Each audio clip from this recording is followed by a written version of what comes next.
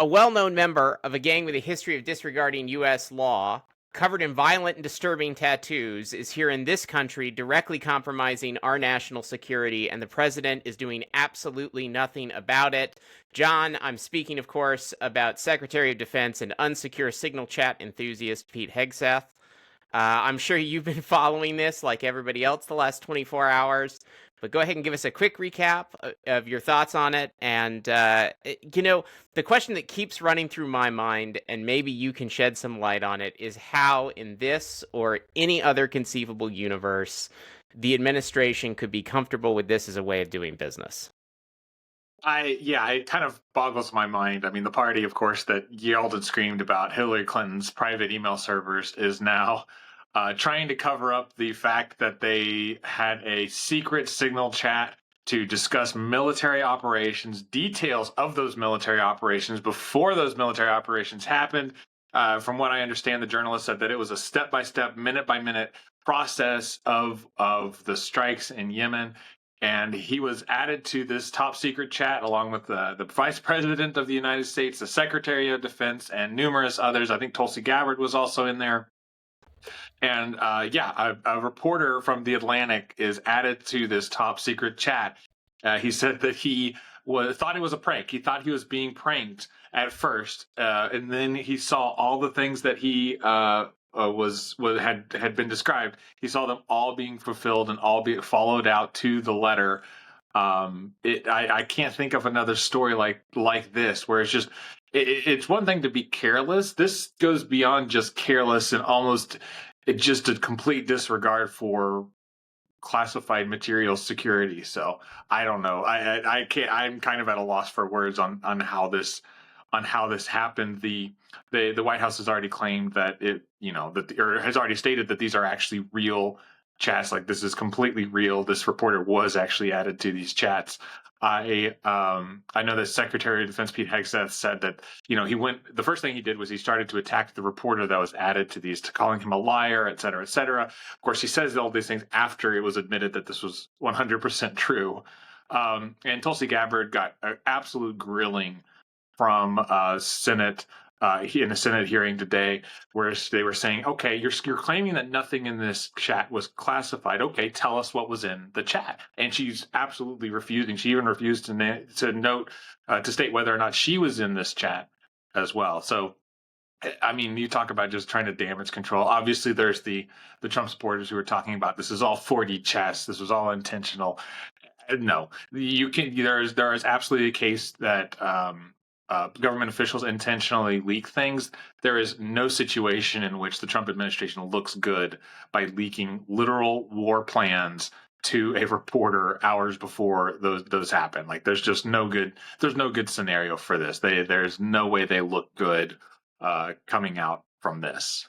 No, the idea that it was somehow intentional is one of those things where somebody decided to make up a lie quickly and didn't think about it very hard. It's very clearly not intentional. Jeffrey Goldberg, by the way, the reporter at The Atlantic, who was added to this chat, and the most responsible individual in the chat, by all accounts, sat on it, said, "I don't know if this is legit. I don't know if somebody is having fun with me.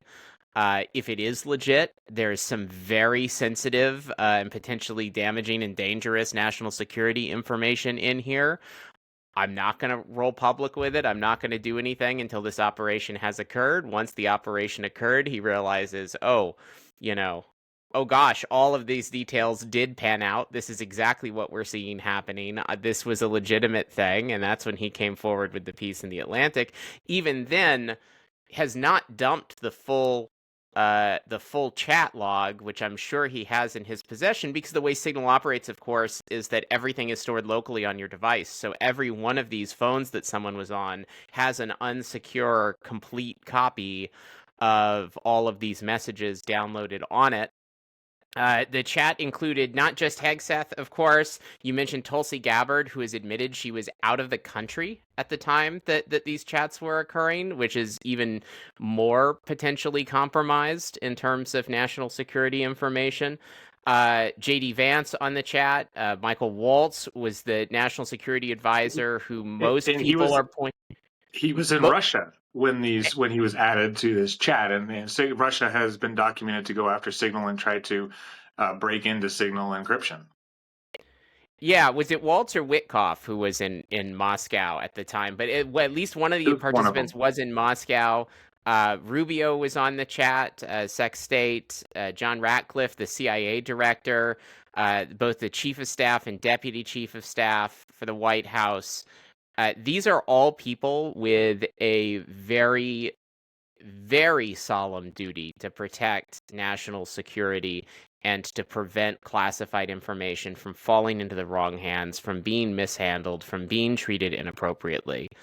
Uh, I, John, we use Signal all the time, right? Like we'll pull back our curtain. We use Signal every day. I will tell you, I don't ever, when I'm added to a Signal chat, fail to go check and see what other members have been added to it.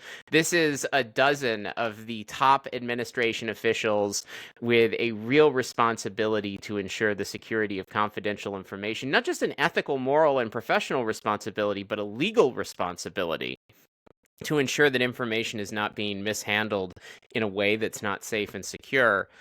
Every single one of them failed to do the simple thing that I'm sure you and I do every day, which is, oh, someone dumped me into a chat. Let me click the little members button and see who's in here with me before I start shooting my mouth off. Uh, I how does it It's happen? just hard to. It's hard. Like it's such a failure. It's such a monumental failure of Yeah. every basic check. I mean, there are. I mean, there could be potentially laws broken here because while my understanding is that Signal was approved for some government communications, you cannot have those government communications. I'm not exactly sure on the rules and laws around whether or not you can have classified conversations on Signal itself. And certainly, if any decisions are being made, they have to be made in accordance with federal record-keeping laws, and they have to be kept track of. So, if they're using Signal chats to keep, to make decisions, that and not keeping track of it, that is wholly illegal for them to do for obvious reasons.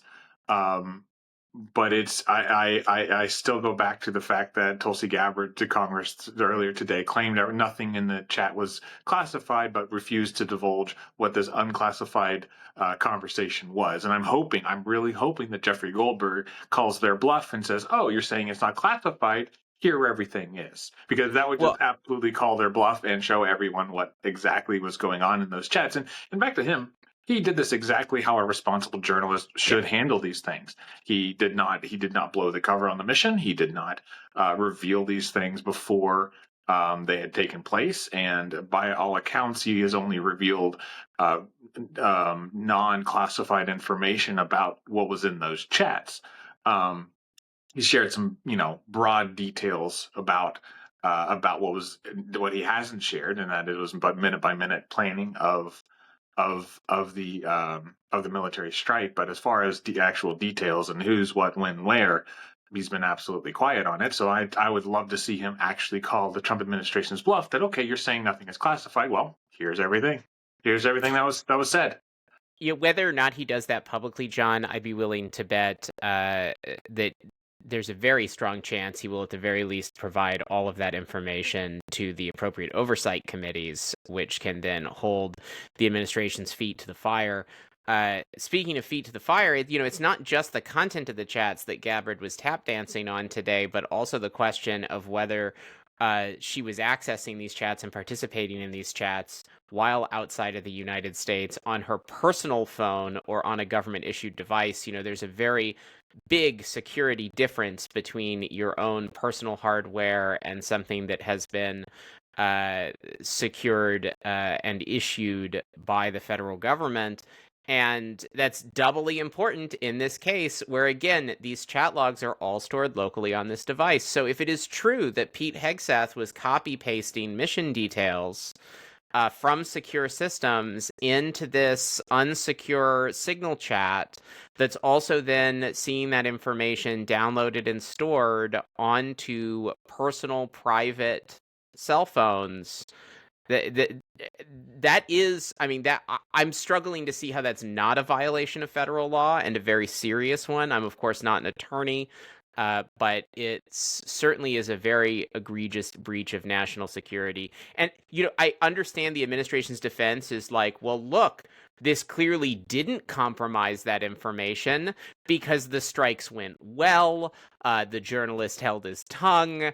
Any foreign government that got their hands on this didn't act on it. So, look, it didn't get anybody killed. It The just the could the, have gotten people killed. the pure What's the dumb big luck. deal? I don't see pure dumb luck defense holding up in this Yeah, case. I mean, to be fair though, remember this is this is an administration headed by a guy who kept classified materials stored away in his bathroom. So, let's be honest here. I doubt that there will fair. be that many serious consequences because ultimately, unless there's unless the Senate decides to really take things to heart, and you get 10 Republicans to switch sides, or 11 Republicans to switch sides, you're not going to get a supermajority to kick anybody out of their office just yet. I don't see any heads rolling here. I just don't see. I don't see the Republicans holding anybody's feet to the fire here, which is what you'd need in this situation. I think that what they're going to do is they're going to try to sweep it under the rug. They're going to try to ignore it as much as they can and try to move on.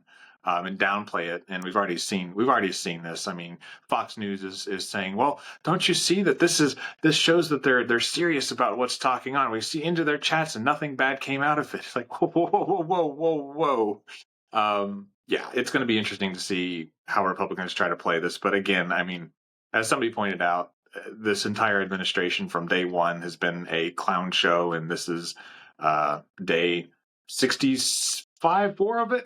Like, and it's only gonna continue from here. It feels like year 64, John. And I'm reminded of a quote that I'm going to be forced to paraphrase from Hannah Arendt, who talks about how totalitarianism purges people of competence regardless of their inclination or affiliation, because incompetence is a sure guarantee that they only have loyalty to rely on for their position. So this is an administration that seems to have populated every meaningful position with the most incompetent people you could imagine finding. This is not breaking news. I think this was evident to anybody with eyeballs 60 days ago.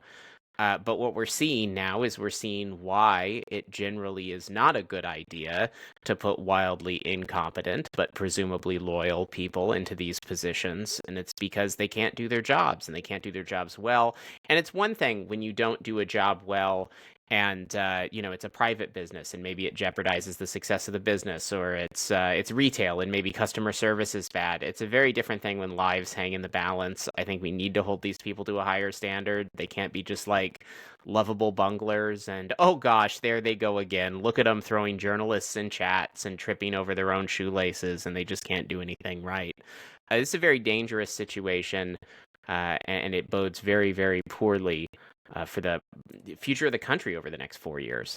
It reminds me of a quote, and I think it was Bismarck who said, "There is a providence who looks after drunkards, children, and the United States of America."